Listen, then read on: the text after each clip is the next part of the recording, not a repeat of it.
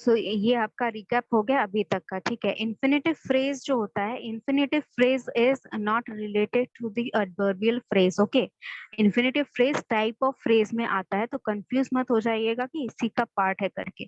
Infinitive phrase is a type of phrase and it can also act as an adverb in the sentence. Sentence में as an adverb वो काम कर सकता है, okay. Next is your example, sorry इसको ऐसे ही रखते हैं so that it is more visible to you. यहाँ पर नीचे एक नोट लिखा हुआ है, adverbs can modify adjectives पर an adjective cannot modify an adverb। इसका क्या मतलब हुआ? Can anyone explain what is the meaning of this sentence? यहाँ पे लिखा है कि आपका जो adverb है आप उसको यूज करके आप एडजेक्टिव का मॉडिफिकेशन कर सकते हैं। यानी कि यहाँ एग्जाम्पल में देखिए, फर्स्ट 4 एग्जाम्पल्स में से सेकेंड एग्जाम्पल देखिए, these are very sweet mangoes. If I am not audible please let me know, okay. Pallavi, am I Audible?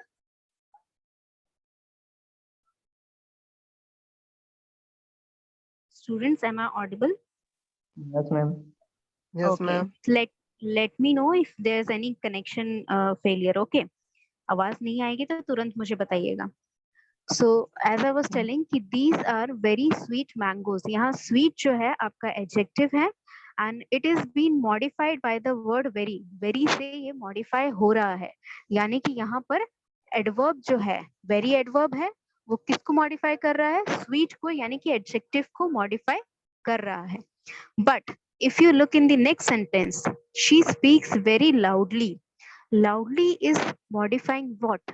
loudly is modifying speaks। कैसे बोल रही है? loudly बोल रही है, यानी कि verb को modify कर रहा है, तो ये already एक adverb है।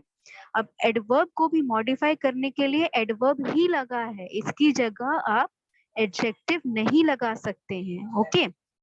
You cannot use to modify loudly with use by an adjective, ठीक है।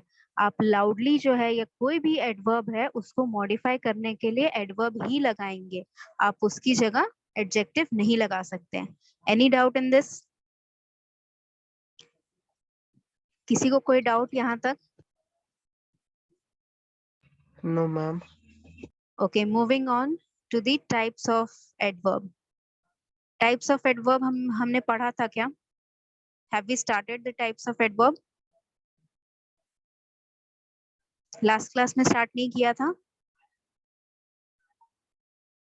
Okay, if we haven't started, अगर स्टार्ट भी किया है तो let me just repeat it in once, ठीक है। types of adverb 3 टाइप के होते हैं, ठीक है। broadly classification करने में 3 टाइप के होते हैं, simple, relative and interrogative adverb। simple वो adverb होते हैं जो simply modify करते हैं, ठीक है। there is no you can say कुछ घुमा फिरा कर नहीं है, बस simple modification, कुछ उसके बारे में बता रहे हैं, कुछ describe कर रहे हैं वर्ब के बारे में या एडवर्ब के बारे में या एडजेक्टिव के बारे में। रिलेटिव एडवर्ब्स क्या होते हैं? रिलेटिव एडवर्ब्स आपके वो एडवर्ब्स होते हैं जहां पर आप मॉडिफिकेशन करते वक्त जो एंटीसीडेंट है, एंटीसीडेंट से आप रिलेशन बताते हैं एडवर्ब का, यानी कि उसके ऊपर रिफ्लेक्स बैक जब होता है तब आपका जो एडवर्ब रहेगा वो रिलेटिव एडवर्ब रहेगा। Third type is your interrogative adverb. Interrogative adverb क्या होता है? जो आपका मॉडिफिकेशन करते टाइम क्वेश्चन पूछा जा रहा है, ठीक है। आपका वर्ब जो है उसको मॉडिफाई करने के लिए एक क्वेश्चन के तौर पे उसका मॉडिफिकेशन किया जा रहा है। So that is what interrogative adverb is. Now next is your type of simple adverbs. Simple adverbs के 11 टाइप होते हैं। Let us move on one by one. First is your adverb of time. Adverb of time यानी कि कब हो रहा है आपका जो भी काम आप कर रहे हैं सेंटेंस में, वर्ब हुआ, वर्ब को मॉडिफाई कर रहा है टाइम ड्यूरेशन के तौर पर। On the basis of time duration it is modifying the verb in this sentence. इसका मतलब कि कब वो काम किया जा रहा है उसका आपको कुछ आइडिया बताने के लिए यहाँ पर मॉडिफिकेशन के तौर पर एडवर्ब लगेगा, ओके। तो यहाँ पर लिखा हुआ भी है दीज एडवर्ब्स आंसर्स व्हेन, यानी कि कब कोई काम किस टाइम ऑफ फ्रेम में वो काम किया जा रहा है, ठीक है। शी कम्स हेयर डेली या she comes here every day. I have not seen him since. कब से मैंने उसको नहीं देखा। He arrived late, कब आया, लेट आया। I will go to the school tomorrow, कब जाएगा, कल जाएगा। Okay, so in the time frame जब रेफरेंस मिलता है आपको कोई भी काम करने का, then it is called adverb of time. Understood? समझ में आ Yes, गया ma'am. इतना तक? Okay, next is your adverb of place, मतलब कि कहाँ वो काम किया जा रहा है। ठीक है, जो भी काम आपका हो रहा है वो कहाँ हो रहा है ये बताने के लिए आपको एडवर्ब ऑफ प्लेस यूज होता है। जैसे come here, go there, my wife is out, the thief ran away. तो यहाँ पर आपको पूरा लोकेशन नहीं दिया जा रहा है। Okay, you are not told कि she went to visit temple, you just एक बेसिक आइडिया मिल रहा है कि वो कहाँ गई है, तो बाहर गई है। कहाँ भाग गए, थीफ, दूर भाग गए। अवे मतलब दूर भाग गए। कम हेयर, हेयर कहाँ है नहीं पता है। हेयर मतलब यहाँ, यहाँ मतलब आपको नहीं पता है कहाँ है, बट जिससे बोला गया ये सेंटेंस उसको पता होगा। तो आपको बहुत वेगली आइडिया मिल रहा है कि किसी लोकेशन की बात की जा रही है। यहाँ पर प्लेस बताया जा रहा है कि कहाँ वो काम करना है या कहाँ वो काम हो रहा है। Okay, so that is what called adverb of place. Understood?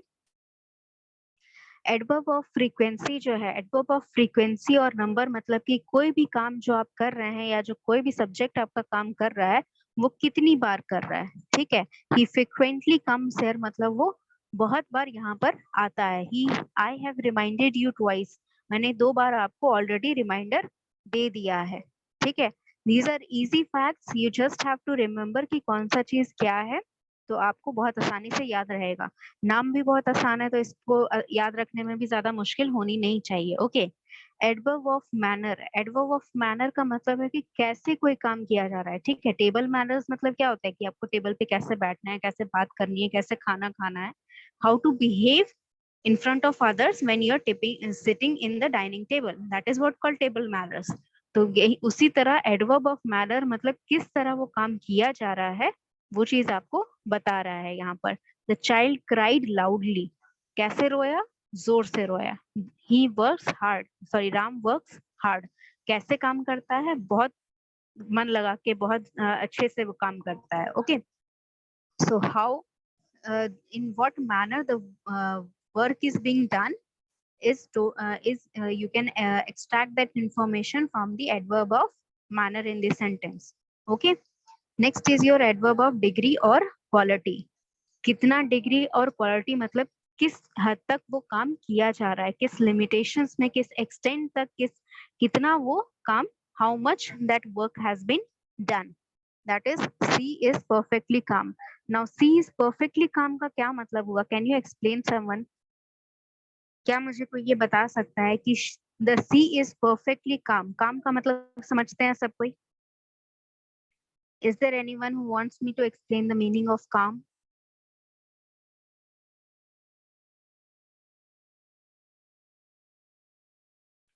Yes और नो कुछ बोल दो, काम का मतलब समझते हो या नहीं?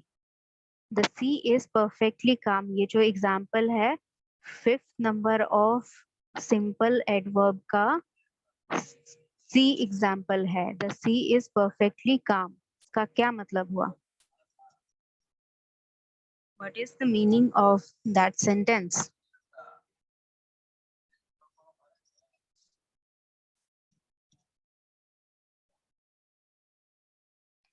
क्या मीनिंग हुआ बच्चे इसका, इस सेंटेंस का, द सी इज परफेक्टली काम?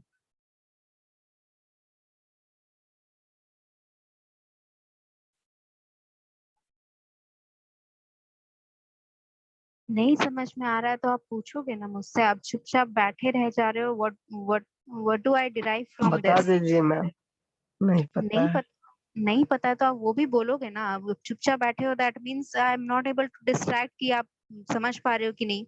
द सी इज परफेक्टली काम, काम का मतलब होता है शांत रहना। ठीक है, तो सी इज परफेक्टली काम, सी क्या होता है, समुद्र। अब समुद्र क्या है, बहता हुआ पानी है। बहता हुआ पानी कितना शांत रह सकता है, आप ये बताइए? बहता हुआ पानी कभी शांत रहेगा? Sea is perfectly, sea is perfectly calm. हाँ,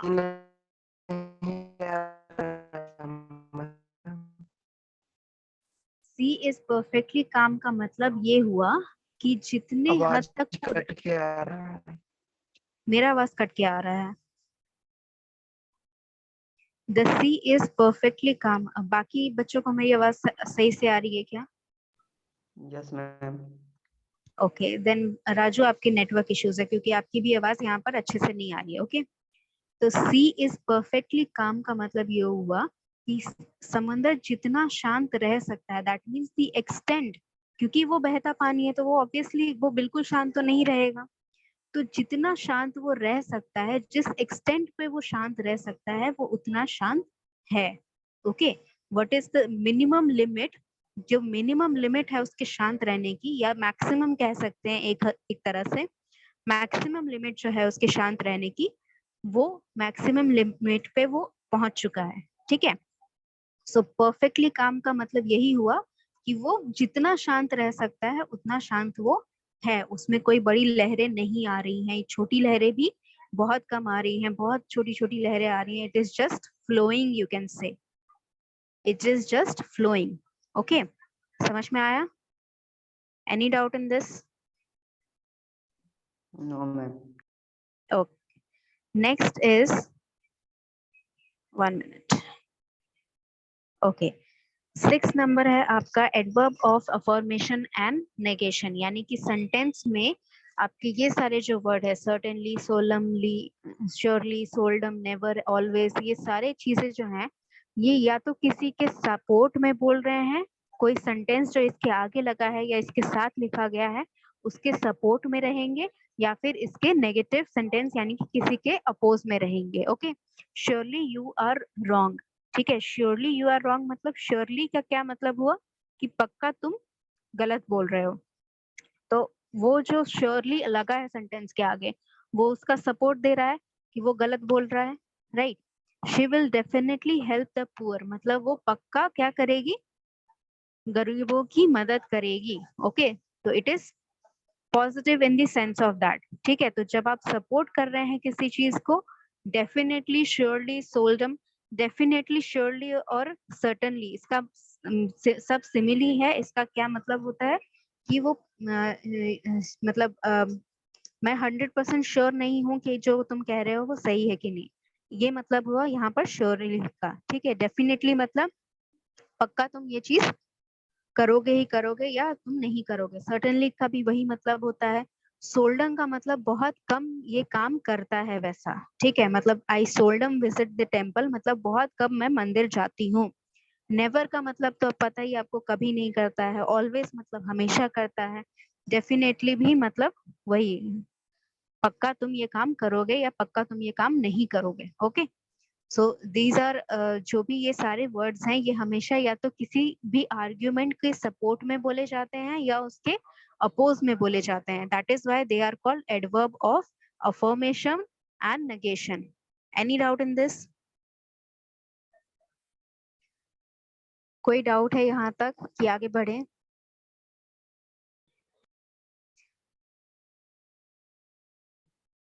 okay, next is your adverb of reason. Adverb of reason यानी कि क्यों कोई काम हो रहा है उसकी वजह आप बता रहे हैं, या कोई काम आपने किया कुछ प्रूफ करने के लिए। जो भी काम आपने किया, जैसे ये एग्जांपल में लिखा है इट इज हेंस प्रूव्ड, यानी कि आपको प्रूफ करने बोला गया था। मैथमेटिकल इक्वेशन अगर मान लीजिए कोई प्रूफ करने आता है तो इसके लास्ट में आप हमेशा लिखते थे ना बचपन में, सॉरी बचपन में तो नहीं, 10th में या 11th में आपको जब भी कोई मैथ्स अगर किसी का है यहाँ पर, तो आपको पता होगा कि जो भी प्रूफ आते थे वो सारे के नीचे आप लिखे थे इट इज हैंड्स प्रूव्ड। तो इसका क्या मतलब हुआ कि आपको कुछ प्रूफ करने बोला गया and you have provided that proof. ठीक है, मतलब आपने रीजन, आपसे पूछा गया और आपने वो रीजन बता दिया। ठीक है, दैट इज व्हाई ये सारे जो वर्ड्स होते हैं, he therefore went to the hospital, इसका क्या मतलब हुआ कि इससे पहले उससे पूछा गया था कि वो हॉस्पिटल क्यों गया, और उसने ये पूरा एक्सप्लेनेशन दिया कि ऐसा ऐसा हुआ इसीलिए वो हॉस्पिटल गया। तो इसीलिए वो हॉस्पिटल गया, यू आर एक्सप्लेन समथिंग। यानी कि ये जो हेंस है, जितने भी एडवर्ब ऑफ रीजन है, इसके जो सेंटेंस बनेंगे इससे पहले ही आप रीजन बता चुके हैं कोई काम क्यों हो रहा है, इससे पहले ही आप उसको प्रूफ कर चुके हैं या उसको बता चुके हैं कि क्या रीजन था कि उसने वो काम किया इसके बाद जो एंडिंग स्टेटमेंट है यानी जो कंक्लूडिंग स्टेटमेंट रहेगा वो in adverb of reason use करके बनाएंगे आप कि हेंस इट इज प्रूफ्ड और he therefore went to hospital. Any doubt in this? इसमें किसी को कोई डाउट है? No ma'am. Okay, next is your adverb of contrast. What is the meaning of contrast? Contrast का क्या मतलब होता है?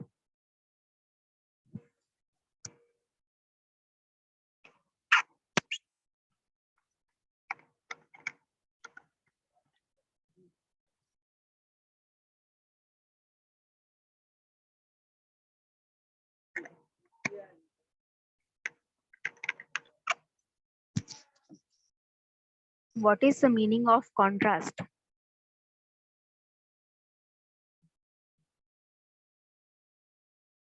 Contrast का मतलब ये होता है when something that is not matching, कुछ चीजें जो मैच नहीं कर रही हैं या एक चीज जो किसी को मतलब एक पेयर है, एक कोई चीज फॉर्म में है, एक कोई चीज अगेंस्ट में है, ठीक है, वो पेयरिंग जो है that is in contrast with each other, वो कॉन्ट्रडिक्ट कर रहा है। इसी यहाँ पर लिखा भी है this adverb refers to the contrast और कॉन्ट्रडिक्शन, मतलब दोनों जो है कोई भी दो चीजें आपस में नहीं मेल खा रही हैं, ठीक है, ऑपोजिट में है दोनों चीजें। सो यहाँ पर एग्जाम्पल में देखिए ही इज पुअर दो ही इज ऑनेस्ट, यानी कि ये इसका कोई तालमेल नहीं है, ठीक है, कोई तालमेल नहीं है, बट कोई दो क्वालिटी उसने बताया, ठीक है, कोई दो क्वालिटी उसने बताया और उसको लगता है कि ये दोनों चीजें कॉन्ट्रास्ट में है। whoever has said this statement उसे नहीं लगता था कि जो पुअर लोग होते हैं वो ऑनेस्ट हो सकते हैं, लेकिन he has seen something, उसने कुछ देखा ऐसा कि हाँ कुछ लोग थे जो पुअर भी हैं but still they are honest, ठीक है, तो दैट इज वाई ये स्टेटमेंट बनाया गया कि ही इज पुअर दो ही इज ऑनेस्ट, वो गरीब है बट ऑनेस्ट भी है। Okay, he she is very rich however she refuse to donate anything, ठीक है, वो ये कॉन्ट्रडिक्ट कर रहा है स्टेटमेंट, कॉन्ट्रडिक्शन समझ में आ रहा है कैसे कॉन्ट्रडिक्शन हो रहा है? शी इज वेरी रिच मतलब वो रिच है, उसके पास बहुत पैसा है, उसको डोनेशन देने में कोई प्रॉब्लम नहीं होनी चाहिए, this is the thinking of others, ठीक है, ये कॉमन थिंकिंग है सब में कि if you have enough money to donate you should donate, but यहाँ पर वो क्या कर रही है, वो इस लॉजिक को कॉन्ट्रडिक्ट कर रही है कि वो रिच तो है बट वो डोनेट नहीं करना चाहती या डोनेट नहीं कर रही है, right, there she is refusing to donate anything, वो रिच है बट डोनेट करना चाहिए उसको, जैसे यहाँ पर मैंने बोला कि ही इज पुअर, तो कोई एक स्टेटमेंट जिसने भी ये स्टेटमेंट बोला उससे ये लगता होगा कि जो पुअर लोग हैं वो ऑनेस्ट नहीं होते होंगे, बट ही फाउंड समथिंग, उसको कोई प्रूफ मिला, उसके बाद ही हैज कंक्लूडेड, उसका वो कंक्लूजन निकला कि वो पुअर है बट वो ऑनेस्ट भी है, ठीक है, पुअर है but he is also honest, तो ही इज ऑल्सो वाला जो है या बट जो लगा है उसको हटा के यहाँ पे उसने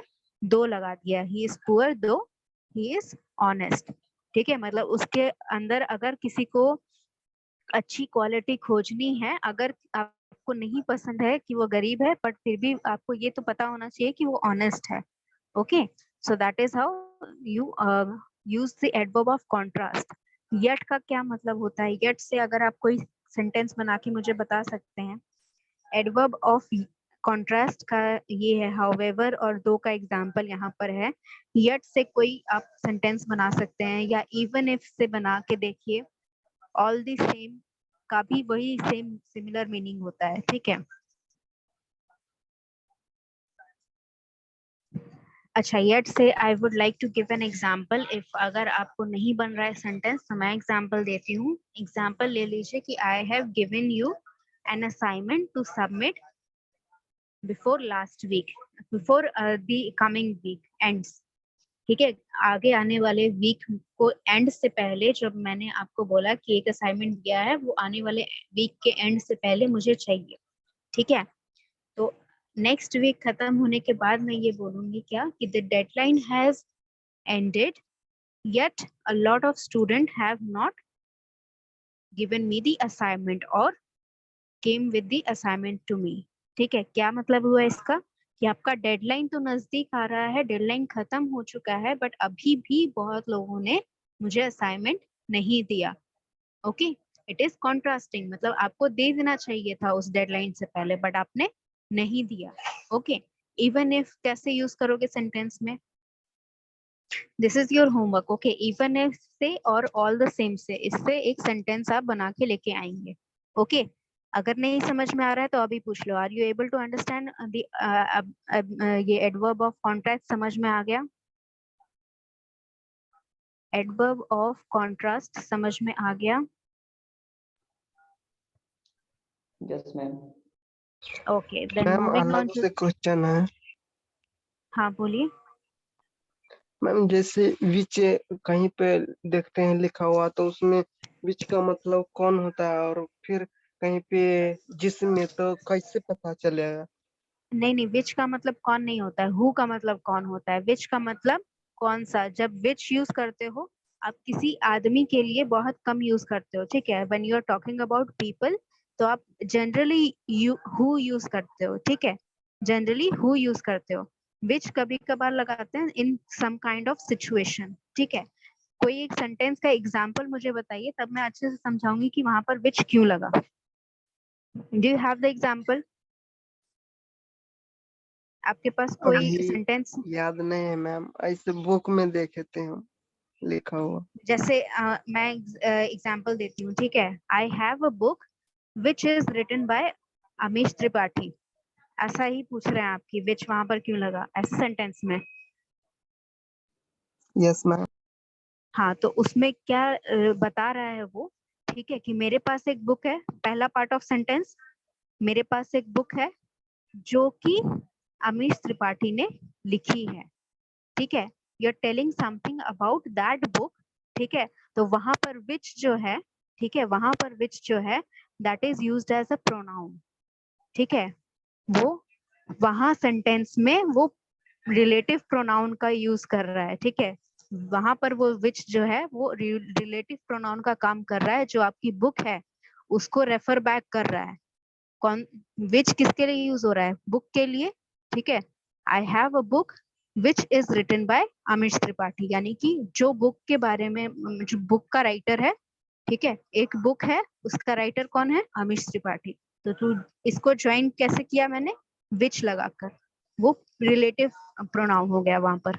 ओके, इसीलिए मीनिंग डिफर कर जाता है, ठीक है। मीनिंग भी डिफर करता है, किस पार्ट ऑफ स्पीच को वो रेफर कर रहा है उसमें वो भी डिफर करता है, ठीक है।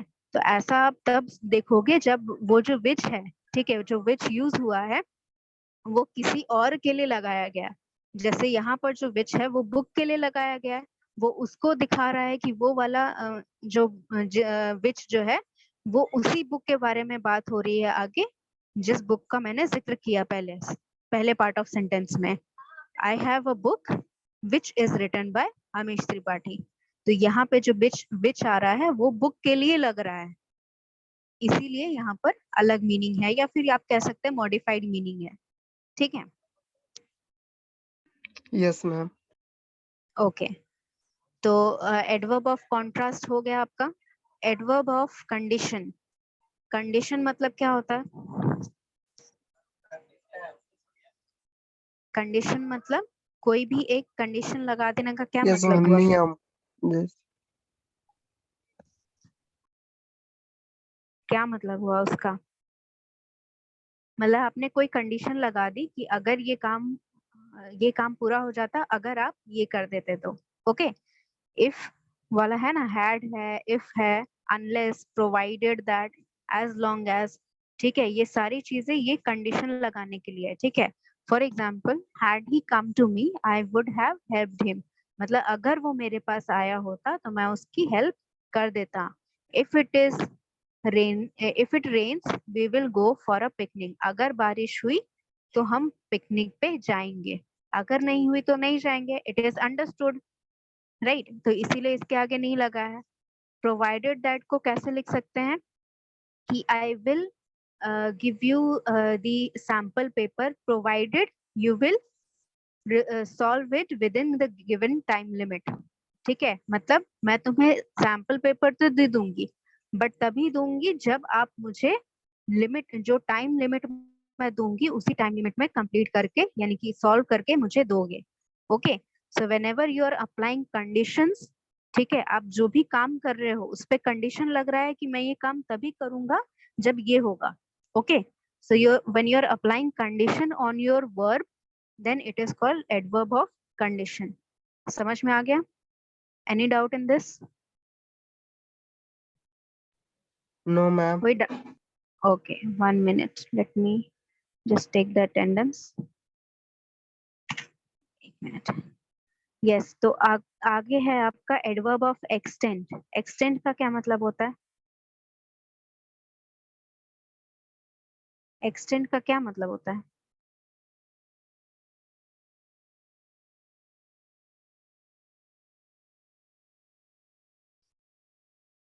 एक्सटेंड का क्या मतलब होता है? दो बच्चा है, आज खत्म कर लेते हैं, 2 मिनट भी है हमारे पास बचे हुए, एक एक मिनट में खत्म कर लेंगे जल्दी से। देन Ma'am, रिलेटिव, यस, विस्तार।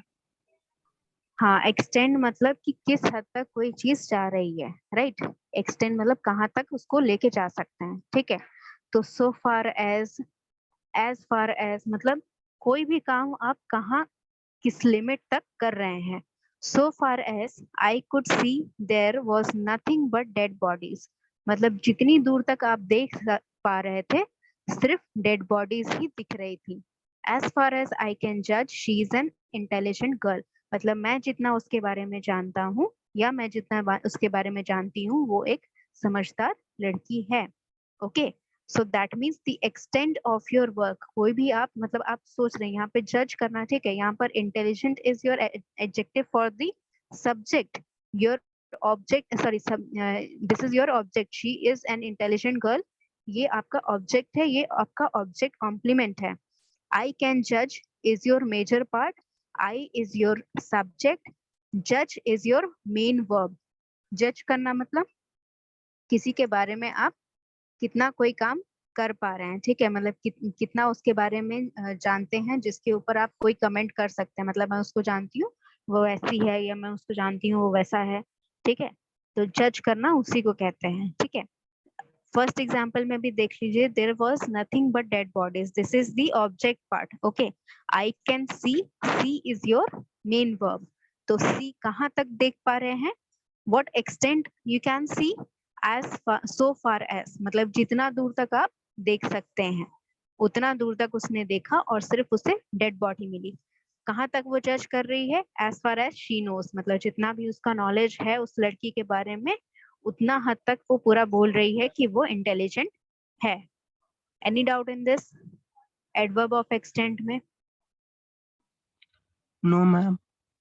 Okay, No, then ma'am. Last is your yes and no adverb. yes and no adverb मतलब क्या?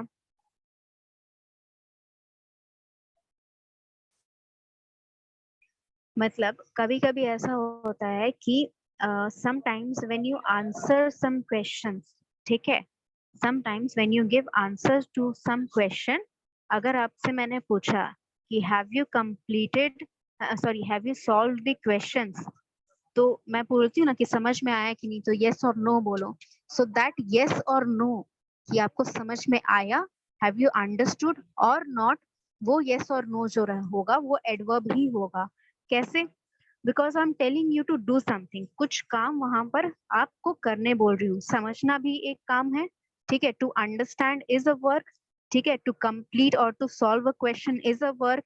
अब वो किया या नहीं किया वो भी तो आपका एडवर्ब ही है, यानी कि वो कुछ बता रहा है कि आपने वो काम किया या नहीं किया, वो भी तो कुछ मॉडिफाई कर रहा है ना आपके कुछ जो भी काम कर रहे हैं आप, right. Have you completed your work, yes, इसका मतलब उसने कंप्लीट कर दिया। Have you completed your work, नहीं, नो, आई हैवंट कंप्लीटेड, तो वो यस और नो जो होगा that is telling something about your work, तो वो भी आपका एडवर्ब ही कहलाएगा, ठीक है। Are you going to market, no, इसका मतलब क्या, I am not going to a market, that means यहाँ पर जो ये पूरा सेंटेंस है कि I have completed my work and I am not going to the market, ये आपने सिंपल एक यस और नो से कंप्लीट कर दिया एंड